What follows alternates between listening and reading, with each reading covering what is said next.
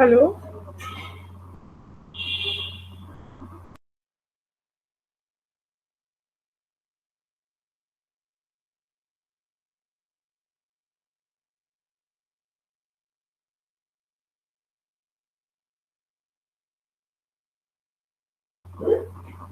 Sir आपकी आवाज़ नहीं आ रही है।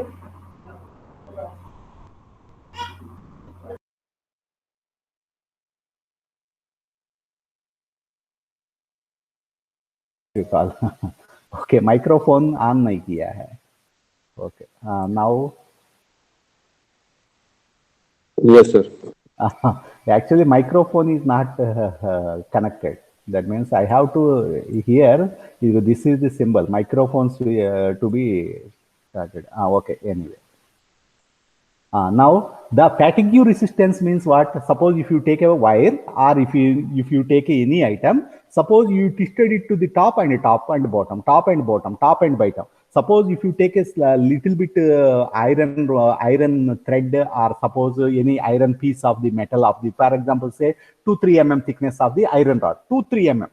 You please assume that 2-3 mm thickness of the iron rod of the 10 cm length, and if you by your naked hands you will twisted it to the top and you are twisted it to the bottom, top and bottom, top and bottom. That means if you apply for the some cycles, that means the static strength if you are applied through the top and bottom, obviously the that iron rod of that 1 mm 2 mm will be breaking at one particular point. That is called the fatigue. Fatigue means suppose matlab flexure and compression cycles. If you are applied in the in terms of the cycles, it will be break down. That means break into pieces. So the fiber reinforced concrete up to 90% of the static strength through the 2 million cycles. Million means 10 to the power 6. That means 2 million cycles तक है ये resist करेगा because of the addition of the fibers. Next, airport pavements and runways and apron slabs. Suppose in case of the especially fiber reinforced concrete, the runways and taxiways and apron slabs. Suppose in front of the terminal station in the airports design, that means the apron slabs. That means in the apron means suppose all the aeroplanes will be takes in the gate opening position. That means एक aeroplane है, मतलब बड़ा एक concrete slab जैसा रहता है. That means 100 meters by 200 meters बड़ा एक बड़ा big apron size रहता है. That means just concrete platform रहता है. वो platform में मतलब वो one aeroplane, second aeroplane, third aeroplane like that है. मतलब वो different मतलब different gate positions है. That means USA जाने का aeroplanes है. For example, east side है, UK जाने का aeroplanes है, west side है. Like that. So many systems है. Satellite system है, Y system है, I system है.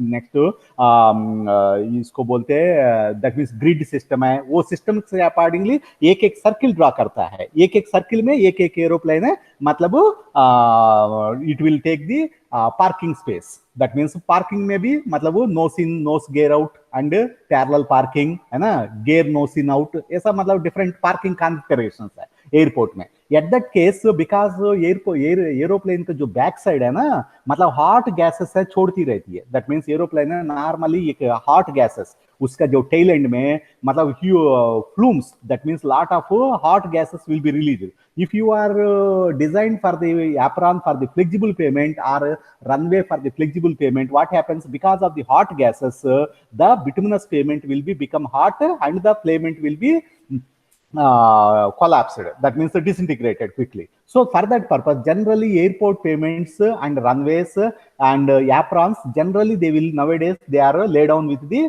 fiber reinforced concrete.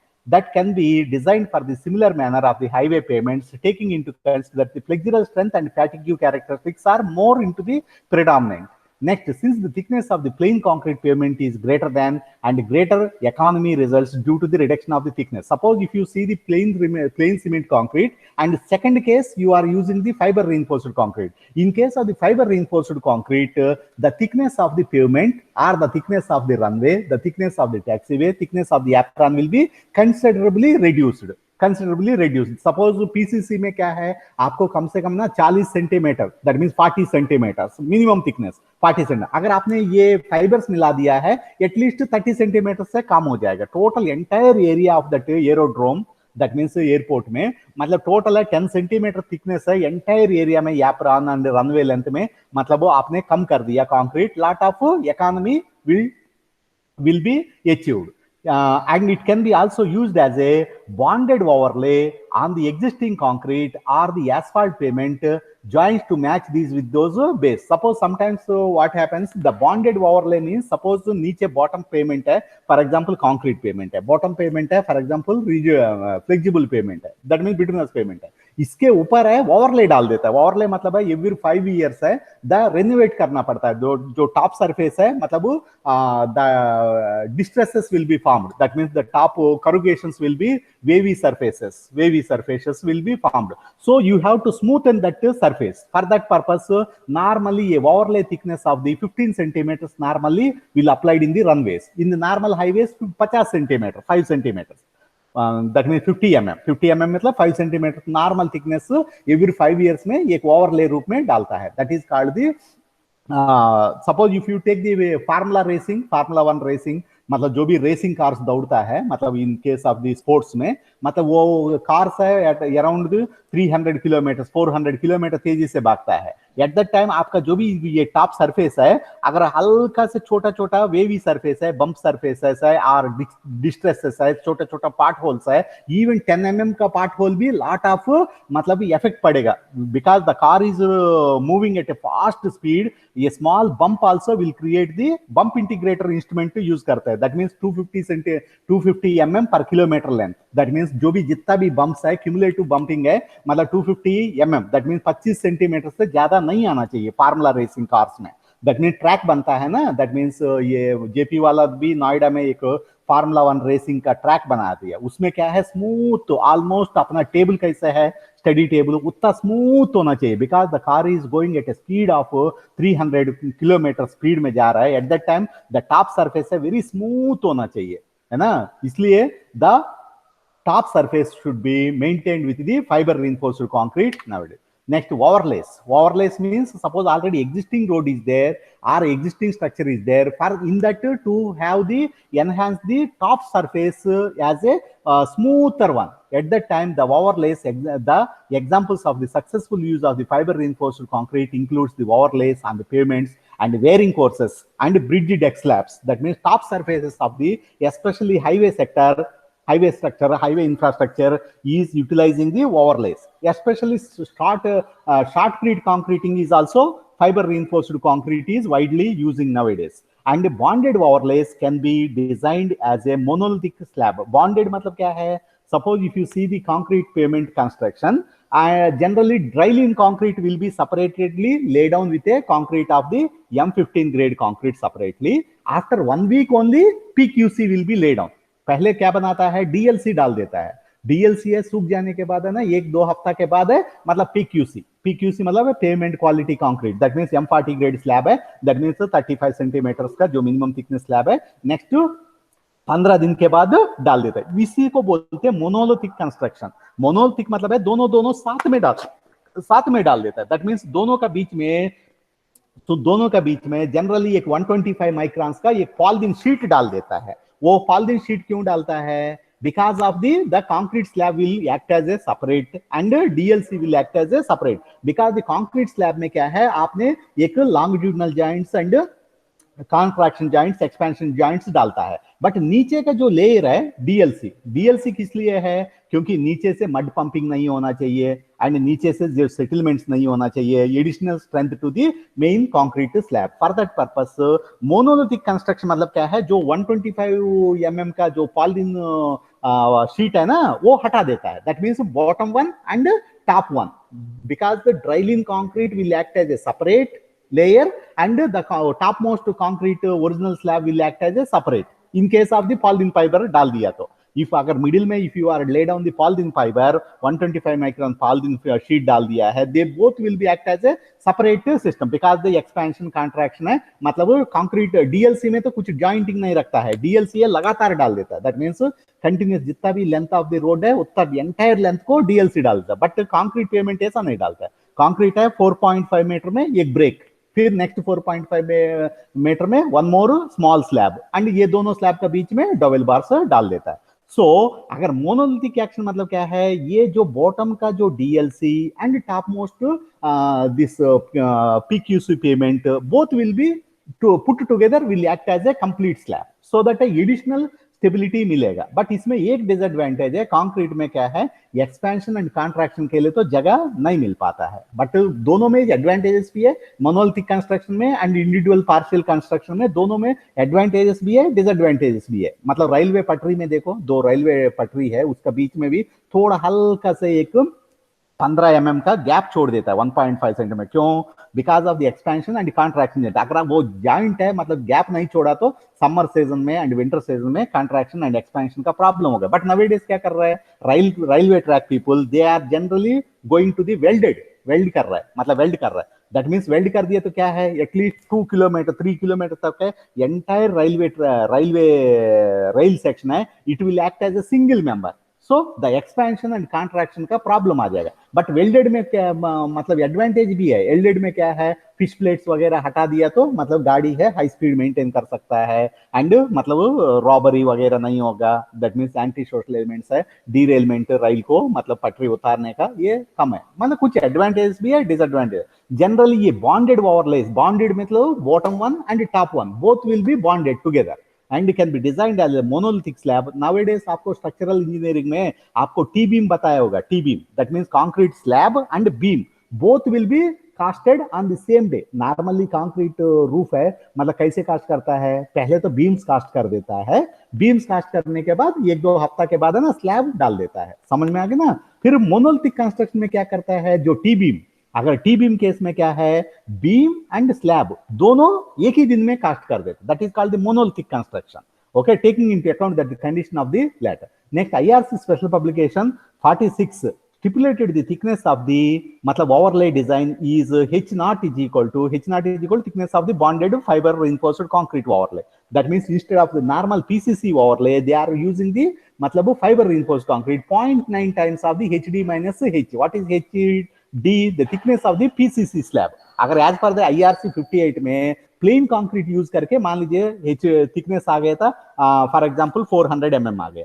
Next, H is equal to thickness of the existing pavement. Already existing pavement है 25 centimetre already है. सो 40 minus 25 कितने बचा, 15 को एक्चुअली नॉर्मली पीसीसी यूज किया तो प्लेन सीमेंट कंक्रीट यूज किया तो आप 15 सेंटीमीटर 150 mm डालना पड़ेगा. बट अभी फाइबर रिइंफोर्स्ड कंक्रीट डालने में आपका 150 डालना जरूरत नहीं है. There is no need for the 150, only 0.9 times of the PCC कितना आया, दैट मींस एग्जिस्टिंग पेमेंट है 25 ऑलरेडी है and as per the design है 400 आ गया. सो ओनली 150 है, वो 150 मल्टीप्लाइड बाय 0.9, उसका मतलब है 130 mm से काम बन जाएगा. किसमें, आपका फाइबर रिइंफोर्स्ड यूज करने में. That is the beauty. That means entire 800 kilometre Agra Bombay road में थ्रू आउट द लेंथ में अगर आपको तो मतलब थिकनेस है हल्का से मतलब वो 5 सेंटीमीटर कम हो गया, 5 mm कम हो गया और 5 सेंटीमीटर कम हो गया, कितने बचत होगा, इकोनॉमी हो जाएगा. ओनली फाइबर्स का कॉस्ट है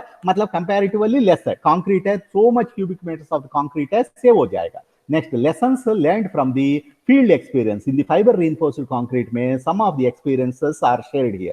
Failures where the depth of the FRC was inadequate, at least 250 mm for the मतलब 25 centimeters for the pavements, 125 mm overlay. That means 12 centimeters overlay should be adopted. And proper arrangement for the load transferring keys. Load transferring keys मतलब क्या है, double बार system. Dowel bars है मतलब first slab को second slab को connect करती है. Longitudinally connect करने के लिए तो टाई बार सिस्टम यूज करते हैं. ये dowel bars generally 4 metres normally suggest कर रहे हैं. क्या कर रहा है, that means normal range of the मतलब jointing is contraction joint is 4.5 metres. 4.5 metres में एक जॉइंट देना पड़ेगा. But in case of the fibre reinforced concrete में 4 meters also suggestible. And overlays should be bonded and provided with the joint to be matched with those with the base pavement. Base pavement मतलब है bottom में जो भी DLC है कभी joint देना ही है. बेस पेमेंट में भी जॉइंट कट्टा छोड़ना पड़ता है बॉटम से लेके ऊपर तक. दैट मींस बॉटम में जो डीएलसी है ना, डीएलसी का joint and top most payment का जॉइंट है एग्जैक्टली मैच होना चाहिए. क्योंकि मोनोलिथिक कंस्ट्रक्शन है, बीच में पॉलीथीन पन्नी डाला नहीं है, अब क्या करेगा, that means entire 2 slabs will be acting as a 1 slab. इसलिए जो भी जॉइंट छोड़ दोगे मतलब एट ए प्लेस छोड़ना पड़ेगा. Curling stresses in the overlay if the bond is not effective, if the thickness less than the 10 centimeter of the roads are 125 mm. 125 mm मतलब generally ये एयरपोर्ट्स पेमेंट्स में समझ में ना, ये curling stresses in the overlays are not effective. This curling stresses मतलब क्या है, while the aeroplane is running in the take off and landing cases में द स्ट्रेसेस है ना, मतलब because of the rotation of the wheels wheel वो stresses है generate करती है. So in this cases minimum thickness suggest कर रहा है 125 mm for the airport payments के लिए सजेस्ट कर रहा है. Next UTW, that means ultra topping white topping. This is a very very thin concrete slab. Generally concrete slab है, normal thickness is 40 mm, sorry 40 centimeter, मतलब 0.4 metre. Imagine करो 0.4 metre मतलब बहुत मोटी है, समझ ना. But ultra thin white topping में क्या करेगा, that means very thin layer. ये लेयर देखो, concrete overlay 75 to 10 centimetre. 10 centimetre मतलब कितने, आपका बॉल पॉइंट पेन कितने हाइट है, उतना हाइट. नॉर्मली कंक्रीट स्लैब देखो ना, कंक्रीट सीमेंट कंक्रीट रोड है, वेरी थिक पेमेंट रहती है. फ्लेक्सिबल पेमेंट का थिकनेस कम रहती है, लेकिन कंक्रीट पेमेंट का जो थिकनेस है ना 0.4 मीटर 0.5 मीटर भी रहते हैं, आधा metre thickness. But in case of the ultra thin white topping में generally 10 centimetre slab, concrete slab overlay डाल देता है. क्यों, बॉटम में ऑलरेडी आपका 30 सेंटीमीटर स्लैब डाल देता है, टॉप मोस्ट सरफेस में सेपरेटली UTW डाल देते हैं. UTW मतलब क्या है, ultra thin white topping. Next with the short joint spacing 0.6 metre to 1.5 metre, मतलब छोटा छोटा बॉक्सेस. मतलब क्योंकि बॉटम जो बॉटम स्लैब है ना बहुत लेंथी 4.5 मीटर में, मतलब वो बॉटम का 30 सेंटीमीटर स्लैब डाल देता है. वो 30 सेंटीमीटर स्लैब के पास क्या करेगा, ये ओवरले स्लैब्स है, छोटा छोटा boxes 1 metre by 1 metre 1 metre by 1 metre 0.6 metre width and 1.5 metre, otherwise 1 metre ऐसा छोटा मतलब बॉक्सेस है, मतलब वो बना देता है. इसका थिकनेस है 10 centimetre. The bonded to existing prepared the asphalt pavements have the adequate strength but poor or rutted surface. Rutting मतलब क्या है, जो टॉप सरफेस का जो वेवी सरफेस को बोलते हैं रट्स. रट्स मतलब है पार्ट होल्स एंड रट्स मतलब है छोटा holes, part holes. Next short joint spacing reduces the moment arm and applied the load into the minimizes the stresses due to the bending action and also reduces the curling and the warping stresses. Warping stresses मतलब क्या है, day time में गर्म है and night time में ठंडा हो जाती है. क्योंकि विंटर सीजन में देखो for example sometimes day time में टेम्परेचर है ना, मतलब वो 25-20 रहते हैं एंड नाइट टाइम में माइनस में चले जाता है. एट दैट टाइम क्या है, थोड़ी देर है, मतलब कंक्रीट स्लैब है, अपवर्ड्स घूमेगा, थोड़ी देर है डाउनवर्ड्स घूमेगा. That means sagging and hugging. This is called the warping stresses and transfer of the wheel loads by the deflection, because of the heavy wheel loads of the trucks and rather than the bending. Actually ये है flexural strength के अलावा आपका compressive strength also will come into the picture, because आपका bending stress से काम चलती है. That means normally payments के ऊपर है bending stresses we will calculate. कभी भी IRC 44 कोड देखो, अदरवाइज 58 कोड देखो, the design of payments is based on the bending stresses. But मैं एक चीज पूछता हूँ, बेंडिंग स्ट्रेस कितने लेता है, नॉर्मली 6 न्यूटन पर mm स्क्वायर को डिजाइन कर देता है. ओके, बट आपका व्हील लोड है, मैक्सिमम परमिसिबल व्हील लोड कितने, एक्सियल लोड है 40 टन है ना. मान लीजिए आपका हेवी लोड लेके आया एक गाड़ी के ऊपर है ना, मोर देन 40 टन है लेके आया था, that load will concentrated load will be acting as a just like a compressive action. यह बेंडिंग दूर का बात है, क्योंकि हेवी लोड वजह से कहाँ पे वो व्हील गिरती है, दैट मीन्स जितना दूर वो ट्रैक मतलब वो व्हील ट्रैवल करेगा उसको पूरा along the length of the road रट्स form हो जाएगा, लॉन्गिट्यूडनल रट्स फॉर्मेशन हो जाएगा, ट्रैक्स फॉर्मेशन हो जाएगा. All the defective asphalt pavements must be rectified before laying of the ultra thin white topping to avoid the reflective crackings. Reflective crackings मतलब जानता है ना, अगर बॉटम में कंक्रीट पेमेंट है, फॉर एग्जांपल बॉटम में कंक्रीट पेमेंट है, ऊपर है कंक्रीट पेमेंट के ऊपर है आपने फ्लेक्सिबल पेमेंट ओवरले डाल दिया. That means overlays are 4 types. Flexible over the flexible, rigid over the flexible and rigid over the flexible and flexible over the rigid. That means नीचे का कंक्रीट पेमेंट है and ऊपर है bituminous payment डाला. दूसरा, नीचे का भी कंक्रीट पेमेंट है, ओवरले मतलब क्या है, 5 साल के बाद सेकंड लेयर डालोगे ना, सेकंड लेयर रेनोवेशन के लिए, एवरी 5 इयर्स में एक नया लेयर डालता रहोगे, पतली लेयर, उसी को ओवरले बोलते है ना. मान लीजिए नीचे का कंक्रीट पेमेंट है, फिर उसी को 5 साल के बाद ना और एक हल्की पुल्की मतलब 15 सेंटीमीटर का 15 सेंटीमीटर का वन मोर ओवरले डाल दिया. What type of overlay it was, bottom concrete payment over the rigid payment के ऊपर रिजिड पेमेंट ही डाला है. समटाइम्स नॉर्मली क्या करते हैं, नीचे का कंक्रीट पेमेंट है, सम एरियाज में कंक्रीट पेमेंट के ऊपर ना फ्लेक्सिबल पेमेंट डाल देता है। That means rigid payment bottom में एंड फ्लेक्सिबल पेमेंट ओवरले रूप में डाल दिया। एट दैट टाइम क्या होगा, कंक्रीट पेमेंट में जो भी स्लैब है ना टूट जाएगी। दैट मीन्स ऐसा मगरमच्छ के ऊपर का क्रैक्स रहता है ना, उसको बोलते हैं एलिगेटर क्रैक्स, जैसा एलिगेटर क्रैक्स जैसा वैसा ऐसा, मतलब मैप क्रैकिंग मतलब है इरेगुलर फैशन में कंक्रीट स्लैब है टूट जाएगा। फिर जिस शेप में कंक्रीट स्लैब टूट गया है, क्रैक्स जनरेट हो गया, सेम शेप में रिफ्लेक्टिव क्रैकिंग है, मतलब it will propagate to the top most layer also.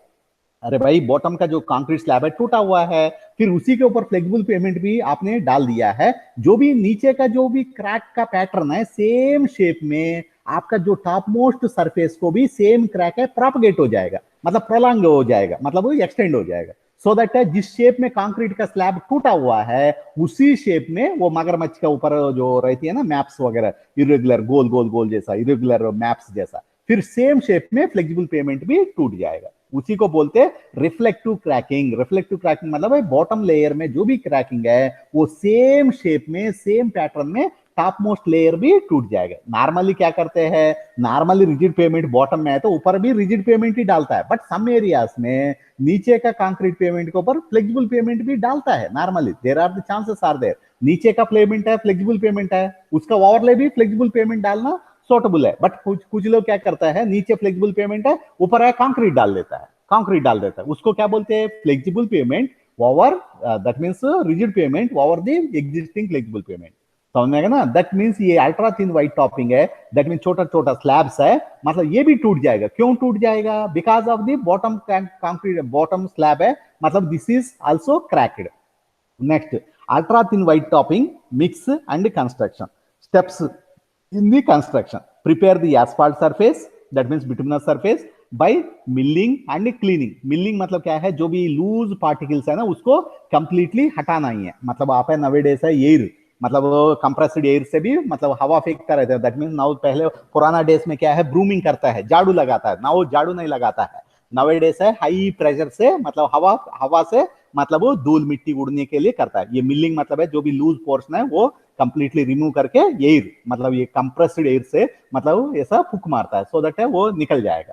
समझ में आएगा ना, हवा मारता है सो दैट है मतलब पूरा रोड है क्लियर हो जाएगा। अगर वो झाड़ू नहीं लगाया और एयर नहीं, if you are not applied the air, what happens, there is a some small layer, मतलब एक लेयर बन जाएगा। वो लेयर वजह से क्या है, बॉन्डिंग नहीं रहेगा, ऊपर का लेयर ऊपर सेपरेटली एक्ट करेगा, बॉटम का बॉटम आएगा, दोनों के बीच में साफ होना चाहिए। बिकॉज आपने जो एग्जिस्टिंग वॉल है उसके ऊपर है, नया वॉल बनाने के पहले क्या करेंगे, मैसन का भी देखो उसके ऊपर है ना थोड़ा बहुत है ना, थोड़ा ना हथौड़ा से मतलब वो थोड़ा मारेगा, मार के जो टॉप सरफेस के ऊपर है ना झाड़ू लगा के पानी यूज करके पूरा ग्रिप बना देगा, मतलब so that bottom part and top part will be binded together. That is called, he is saying, prepare the asphalt surface मतलब है bituminous surface by removing the loose particles or water or abrasive and blasting, and minimum thickness of the asphalt layer after the milling is 7.5 centimetre से बचना चाहिए, क्योंकि ultra thin white topping है।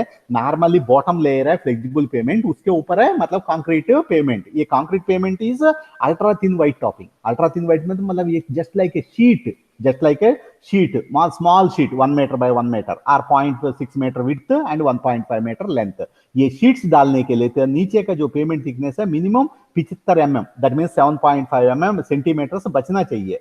That means ये भी जो भी ये लूज पार्टिकल्स पार्ट होल्स वगैरह क्लियर करने के बाद, and place the concrete finish and texture and curing and saw joints and no need to the sealing the joints। मतलब जो भी joints है, मतलब ये अल्ट्रा थिन व्हाइट टॉपिंग का बीच में जो भी गैप रहेगा उसको सीलिंग करना जरूरत नहीं है। नॉर्मल कंक्रीट में क्या करोगे, आपने बिटुमिनस मतलब सीलेंट से डालना पड़ेगा, क्योंकि 2 सेंटीमीटर का गैप छोड़ता है कंक्रीट पेमेंट्स में, कॉन्ट्रैक्शन जॉइंट्स के बाद एक्सपेंशन जॉइंट के बाद लॉन्ग में। वो जॉइंट्स है वो लोग नॉर्मली आप देखो कंक्रीट पेमेंट्स में थर्मोकोल रखता है, अदरवाइज है ये सीलेंट मटेरियल, सीलेंट्स है मतलब बिटुमिनस, दैट मींस ये रोड तार है बिटुमिनस है मटेरियल है, वो गैप में डाल देता है। That means it will act as a rubber material. So आपका ये सा जॉइंट्स मतलब है, there is no need for the sealing this joints, because ये यूटीवीडब्ल्यू का जो जॉइंट्स है गैप है बहुत कम रहेगा। आपने घर में अंदर है मतलब घर के अंदर है टाइल्स डालता है, देखा होगा ना घर में जो टाइल्स है, वो टाइल एंड टाइल के बीच में देखो वेरी थिन लेयर रहते हैं। एक कोटा स्टोन डालता है घर के अंदर है, मतलब वो जो फ्लोरिंग का केस में घर के अंदर, मतलब उसमें देखो कोटा स्टोन के बीच में जो भी जॉइंट है ना, बहुत मोटी जॉइंट रहती है, बहुत थिक जॉइंट रहते हैं, 1 सेंटीमीटर का मतलब सीमेंट भरना पड़ता है। But in case of the tiles में देखो, बाथरूम में जो वो चिपकाता है ना, बाथरूम्स में एंड किचन में एंड बॉटम में जो टाइल चिपका ना, वो टाइल को टाइल के बीच में गैप देखे मात्र 2-3 mm रहती है, देखे व्हाइट सीमेंट से पेस्ट कर। सिमिलर वे आपका जो UTV that means ultra thin white topping का जो मतलब वो जॉइंट्स है, बहुत स्मॉल जॉइंट्स रहते हैं, that's why no sealing material is required. Mix proportion for the ultra thin white topping. High early strength मतलब क्या है, 24 आवर्स के अंदर है आपको M20 ग्रेड कंक्रीट का स्ट्रेंथ, दैट मींस 20 न्यूटन पर mm स्क्वायर बनना चाहिए। नॉर्मली इतना नहीं बनती है, 24 आवर्स के अंदर है आपका कंक्रीट है, कितने बनती है, मैक्सिमम है 12 न्यूटन पर mm स्क्वायर, है ना, 8 न्यूटन पर mm स्क्वायर, 6 न्यूटन पर mm स्क्वायर वन डे है ना, वन डे में मतलब इतना से ज्यादा नहीं बनता है, इवन दो बिकॉज 7 डेज में क्या है 60% ऑफ द कंक्रीट स्ट्रेंथ बनता है एंड 28 डेज में 90% ऑफ द कंक्रीट स्ट्रेंथ बनता है। एक रिमेनिंग 10% है years and years will go, that means normally this is the normal concrete का मैं बात कर रहा हूं। बट वन डे में high early strength, that means rapid hardening cement, quick setting cement, that type of the cements are used. And 28 days में कितने आना चाहिए, 6 MPa, दैट मीन्स 28 दिन में जो फ्लेक्सुरल स्ट्रेंथ आना चाहिए 6 न्यूटन पर mm स्क्वायर आना चाहिए। नॉर्मली कंक्रीट पेमेंट्स में हमने 48 डेज में काउंट करते हैं, but in case of this ultra thin white topping में 28 डेज को काउंट करते हैं। नेक्स्ट सीमेंट कंटेंट देखो, सीमेंट कंटेंट है 400 kg minimum, 400 kg normally cement content है। पेमेंट्स में कितने यूज करोगे, 330 से स्टार्ट होती है, 300 and start and 380 is maximum, but now the minimum cement content is 400 kg पर cubic metre. Water cement ratio less than 0.4 because very thin slab ना, very high strength slab. And polypropylene fibres देखो 1.8 kg per cubic meter, normal range of the polypropylene fibers is 1% to 2%, that means it is the by or 2% by volume of the entire concrete का जो भी volume में 0.2% ले लो, otherwise 1.8 kg per cubic meter, है ना, ये both allowed. Next typical FRC mixes, fiber reinforced concrete mixes for the pavements and overlays as per the American Concrete Institute ACI code के अकॉर्डिंगली कंप्रेसिव स्ट्रेंथ है 40 MPa eight 28 days में 40 MPa मतलब क्या है, actually this is high strength concrete according to the American code, this is high strength concrete. India में high strength concrete मतलब M60 grade concrete को high strength बोलते हैं, बट अमेरिका में M40 ग्रेड को हाई स्ट्रेंथ कंक्रीट है। And flexural strength देखो 7.6 अगर अपना IRC स्पेशल पब्लिकेशन 46 में देखा तो 6 to 7 MPa चाहिए। Next E that means modulus of elasticity है, ये भी मटेरियल का मॉडुलस ऑफ इलास्टिसिटी रहता है 27600 MPa mega pascal 10 to the power 6 mega मतलब 10 to the power 6। And cement content है maximum permitted is 450। Okay, use of the fly ash to improve the plastic content and super plaster to improve the workability and reduce the water cement ratio, that means fly ash and ये use कर सकते हैं, that means water cement ratio maximum point and maximum size of aggregate गिट्टी है 20 mm से ज्यादा use नहीं करना है। Normally I am not suggesting this also, that means ये 20 mm भी बहुत हाई होता है, क्योंकि आपका कंक्रीट स्लैब थिकनेस कितने हैं, कंक्रीट का जो स्लैब थिकनेस है, मैं अल्ट्रा थिन व्हाइट टॉपिंग का बात कर रहा हूं। अगर आपने कंक्रीट मतलब वो fibre reinforced concrete you are using in terms of the UTW that means ultra thin white, ये MSA होना चाहिए नॉट मोर देन 10 mm से ज्यादा नहीं होना चाहिए। बट फाइबर रिइंफोर्स्ड कंक्रीट में ही is going to 20 mm। Ultra thin white topping में 10 mm का जो छोटा छोटा एग्रीगेट है ना वो यूज करता है। Now you see IRC special publication 46 में बताया था the maximum size of the aggregate है, मैक्सिमम साइज ऑफ एग्रीगेट कितने बताया था 10 mm and 12 mm। Indian code बताती है नॉर्मली 12 mm, मतलब normally as per my knowledge concern 10 mm is the right one, 10 mm is the right one. अगर आप high strength concrete कभी भी बनाओ ना 20 mm साइज एग्रीगेट यूज मत करियो, don't use the 20 mm size aggregate. High strength concrete मतलब भाई M60 ग्रेड कभी भी बनाना है ना, don't use the 20 mm size, 25 mm use मत करिए। अगर हाई स्ट्रेंथ कंक्रीट में 10 mm size is the right size, 10 mm size concrete गिट्टी यूज करिए। मतलब मेरा एंटायर वर्क में मैंने मतलब 10 mm साइज गिट्टी ओनली यूज किया है। नेक्स्ट फाइबर कंटेंट है that means 0.5 to 1% of the volume, maximum is 0.2 that means 2% volume तक जा सकता है। पॉलीप्रोपाइलिन फाइबर्स है 9 kg पर cubic metre of the concrete maximum. And vacuum dewatering pump, vacuum dewatering pump मतलब क्या है, ये क्या सक करती है। मान लीजिए पेमेंट बनने के बाद क्या करती है, मतलब ये वालिया कंपनी वाले ने ये बनाया था, मतलब क्योंकि आपको वर्कबिलिटी के लिए तो ज्यादा सीमेंट ज्यादा पानी डाल दोगे, you are adding more and more water, but वो वर्कबिलिटी कब तक यूजफुल है, the workability useful up to placing the concrete in the position, मतलब कंक्रीट स्लैब डालने तक है वर्कबिलिटी चाहिए।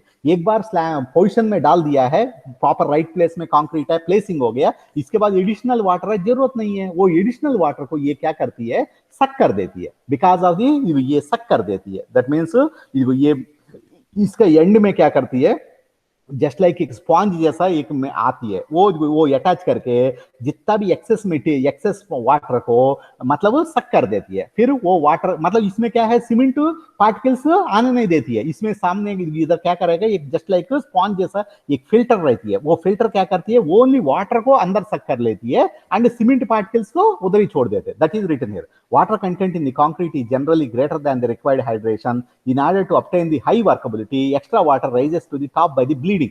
मतलब जनरली मतलब कंक्रीट है, प्लेसमेंट होने के बाद कंक्रीट स्लैब का बात कर रहा हूँ, कंक्रीट स्लैब हो और पेवमेंट है, मतलब एक बार डालने के बाद जितना भी एक्सेस पानी है ना, वो साइड्स में एंड रूफ टॉप में आती है, उसी को बोलते हैं ब्लीडिंग। ब्लीडिंग मतलब क्या है, water will be separatedly coming to the top surface, वो भी जो भी टॉप सरफेस में जो भी पानी आया है उसको सक करके फेंक देना है।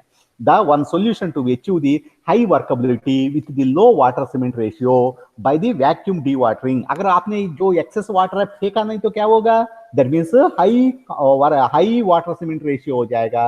high water cement ratio में क्या प्रॉब्लम है, स्ट्रेंथ बिगड़ जाएगा। आपको तो वर्कबिलिटी के लिए पानी चाहिए, लेकिन स्ट्रेंथ के लिए तो पानी नहीं चाहिए। तो आपका वर्कबिलिटी पॉइंट ऑफ व्यू में जो भी पानी जरूरत है उससे भी थोड़ा हल्का फुल्का ज्यादा पानी डाल दीजिए, वो जितना एक्सेस पानी है काम मतलब वो कंक्रीट है, प्लेसिंग के बाद आप वापस मतलब वो सक करके फेंक दीजिए। That means freshly placed concrete, thus the additional water for the workability is removed when not required. Once it is concrete is placed in the beams and slabs and pavements, this is the machine vacuum dewatering pump, एक machine है, on कर दे तो it will suck that the excess water on the top surface of the pavement or concrete slab.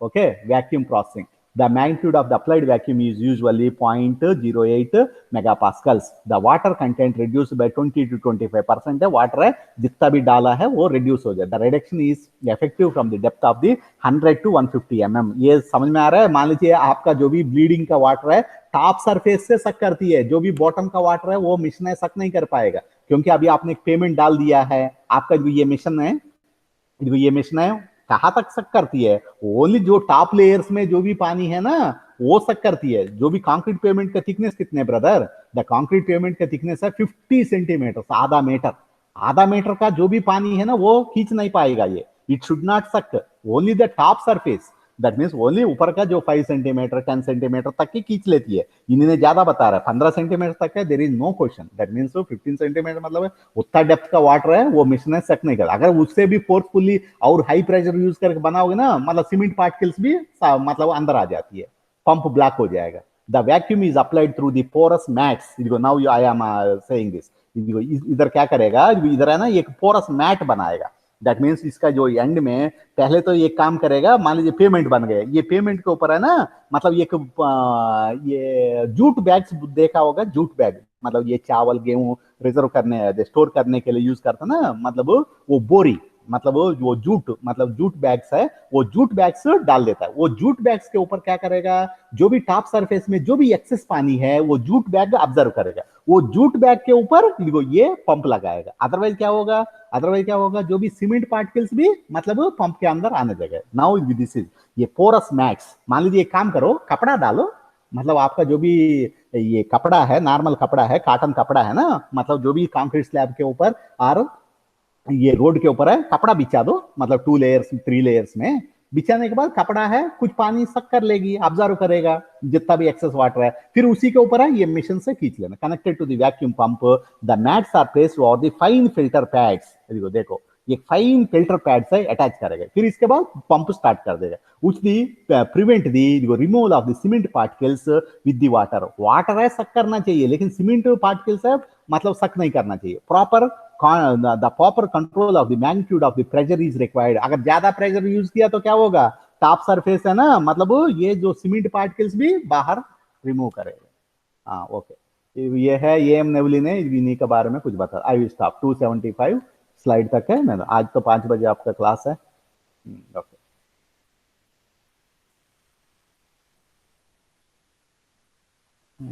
Stop.